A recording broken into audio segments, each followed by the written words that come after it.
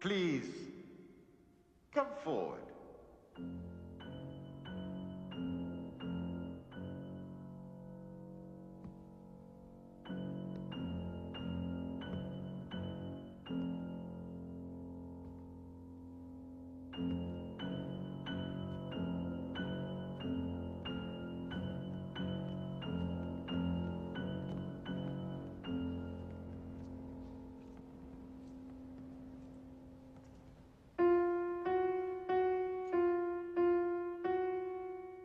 May I have the password, please? Fidelio. That's right, sir. That is the password for admittance. But may I ask, what is the password for the house?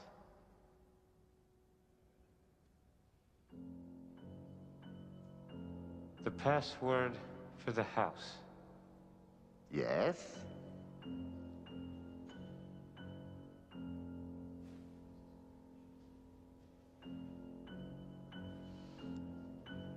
I'm sorry,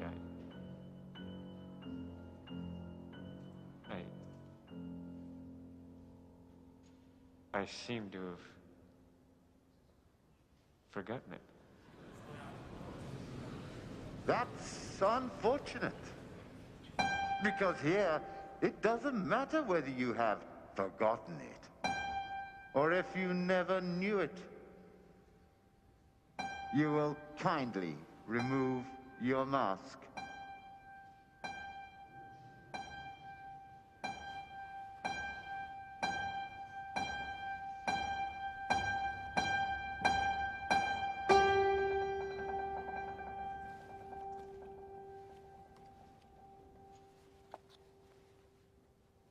They were checking every goddamn print that was coming out of the lab.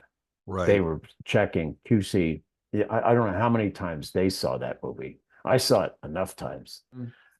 I think Stanley got in his head what these characters were supposed to sound like. So for me, when I watch it, I feel like every shot, like every printed take in that movie was take 85. Yeah. Because the actors just seem exhausted to me, and they've resorted down to this like sing-songy dialogue sort of thing instead of really connecting with the other actor and delivering the line honestly. But he got what he wanted because he broke the actors down and exhausted them so much that, and I think Stanley, I don't know what, Hitchcock was the same way in a lot of ways, where everything was storyboarded and everything had to match the storyboard. And he was even quoted as saying, it's a shame to have to shoot the movie because it's already done in my head and it's already on paper with the storyboards. But that approach doesn't allow for any kind of improvisation. It doesn't allow you to capture a moment, a real moment that might happen, So, Kubrick makes an appearance in it, right? Where is he? He's in the jazz club where Tom Cruise goes to meet his buddy. Uh-huh. I mean, Kubrick had a sense of humor with his productions that I'm not sure Kubrick enthusiasts are all completely prepared to embrace. But Leon would tell stories about Stanley that were like almost borderline mischievous. Oh, I get a sense of mischief about Stanley. Yeah. Yeah. And one of the things Leon said was on the set of The Shining, the scene where they're talking about The Shining in the kitchen and he asks him if he wants ice cream and he's going on and on and on and he's trying to get a sense of this kid. He said that they went way like until 2 a.m. to do that. And it was for that very reason that he felt the actor hadn't cracked the rhythmic code on how to say those lines. And Leon said something like, shouldn't we just break and come back tomorrow? And Stanley's logic was, if we come back tomorrow, we're at square one. He's going to have to do it 10 times or 20 times to get in the rhythm. And he hasn't cracked it yet here, but he's close. So if we stay, we'll probably get it in a take or two. But if we start again tomorrow, we're going to be doing this again all day. Right. Yeah. So it was interesting that he did try to get that place where the actors would have a sort of voice and diction that he felt was right. But Pollock is good in the movie. I know that the part wasn't intended to be his, but Leon told me a funny story, though. We were at the Ray Stark bar. Did I tell you this? Kubrick's archives show up at LACMA. So Leon, Loda, and I and a few friends were like, let's go see it. Right. So we're at the Race Dock bar having drinks, and he's talking about Eyes Wide Shut because there was a couple pieces from the film. And somehow Leon did a lot of Stanley's preliminary casting, or if not casting altogether. And one of the things he was talking about, because in Eyes Wide Shut, he's Red Cloak. Well, he's 8 different characters. Yeah. He shows up 8 different times, but he's the guy in the middle. Excuse me, sir, do you have the password? That's right. That is the password. That guy. So he said, yeah, I did that. And it was interesting because I had to cast all those actresses for that big scene. Oh. Or cast all the women, he said. All the women for the, when they're getting selected for the orgy stuff. Yeah. Right. So he said, we put the call out. Somehow he came up, he started to explain. He's like, we put the call out for like 2,000 or 3,000 women for those roles. And I was like, you had to sit through auditions of 2,000 or 3,000 actresses? And he corrected me. He goes, I wouldn't really consider them actresses, really. They were more like close proximity entertainers. But he's like, I had to have it recorded because he didn't want any of them to come through and like claim something happened that didn't happen or was inappropriate in the casting session. So he put everything on tape, every interaction, nonstop.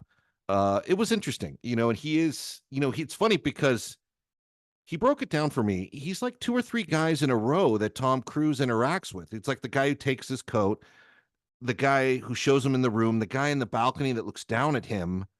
And then he's like, he showed how like Stanley would just say, Leon, get up there, grab a mask and get up there. And it was that informal at times with them, which was, it was interesting to hear him sort of give you like a creative timeline of how Tom Cruise enters this party and Leon is like basically the guy who's running around the camera in a sense. And in my mind, I'm wondering if Stanley Pollock's character isn't one of the people staring down on him, that knowing stare. Yeah. Especially, well, I think the character is clearly supposed to be there, correct? Right? Yeah. Don't they reveal it? I think, but is it actually so, yeah. Well, but is it actually Sidney? Sidney knew all about it. I don't remember the character's name, but Sidney knew all about Tom Cruise having been there that night, the night before. Yeah. Yeah. And look, and they bring him because it's not at the orgy, it's somewhere else where Sidney Pollack has the girl that OD'd. Yeah, earlier on at his Christmas party. Right. And then she dies. Mm-hmm. And then Tom checks her out in the morgue. I mean, another prurient Stanley, so much of that stuff was just Stanley living in his sex fantasies. I just, I can't help but laugh and I'm sure that I am just the worst blasphemer to all of the Stanley Kubrick fans that are out there. Oh, and they are legion. Yeah. Which is why Stanley had a home at Warner Brothers, because Bob and Terry understood that you might want to have your logo on this guy's movies. Yeah. And not everything is a home run. Some of them aren't even singles, but there's such a legion of diehard fans that it's worth having. And Stanley didn't spend that much money making them. Well, that's the thing, right? It wasn't like monstrous cost for him to deliver a film. He had a small crew. But the thing about it that's interesting is that the Stanley Kubrick nation takes very personal offense if you criticize the art. They think you're attacking them because they love it. Right. And I say the same thing with Eyes Wide Shut. It should be about 45 minutes shorter and a better resolution. I thought it was kind of a tacked on. And man. Yeah. Hello, my name is Simon Williamson. Help us find a cure for NMOSD, neuromyelitis optica spectrum disorder, and with it, cancer. Please go to the Guthrie Jackson Foundation and donate if you can.